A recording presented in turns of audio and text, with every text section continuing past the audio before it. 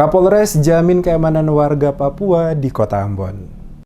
Jajaran Polres Pulau Amur dan Pulau-Pulau Liase menjamin keamanan warga asal Papua dan Papua Barat yang berdomisili di Kota Ambon, baik yang tengah menempuh pendidikan sebagai mahasiswa maupun yang bekerja di berbagai instansi pemerintah maupun swasta. Penegasan ini disampaikan oleh Kapolres Pulau Ambon Sutrisno Hadi Santoso menyikapi situasi dan kondisi terkini yang terjadi di daerah Papua dan Papua Barat oleh masyarakat yang melakukan berbagai aksi demo. Selaku Kapolres, dirinya memastikan bahwa seluruh rutinitas yang dilaksanakan oleh saudara warga Papua di Kota Ambon berjalan aman dan lancar tanpa perlu khawatir atas adanya ancaman maupun gangguan. Oleh karena itu, jajaran Polres hingga sampai ke Polsek menjamin keamanan para warga Papua untuk melaksanakan rutinitasnya masing-masing. Menurut Kapolres, sesuai data yang ada, mahasiswa asal Papua dan Papua Barat di Ambon sekitar 105 orang, di mana setiap hari mereka melakukan rutinitas seperti biasa tanpa ada gangguan dari manapun. Pihaknya juga telah berkoordinasi dengan Ketua Angkatan Muda Papua yang ada di Kota Ambon, sehingga mereka bebas melakukan rutinitas tanpa harus merasa terancam oleh pihak manapun, karena Kota Ambon adalah kota yang aman, damai, dan penuh dengan toleransi.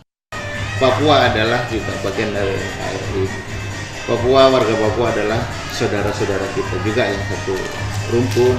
Kemudian untuk di wilayah hukum Polres Ambon, saya bersama seluruh jajaran Polres sampai dengan Polsek itu menjamin keamanan dan keselamatan warga Papua yang tinggal di Ambon untuk melaksanakan aktivitas baik sebagai pegawai, pekerja di sektor swasta, kemudian anak sekolah baik dari tingkat SD sampai dengan perguruan tinggi.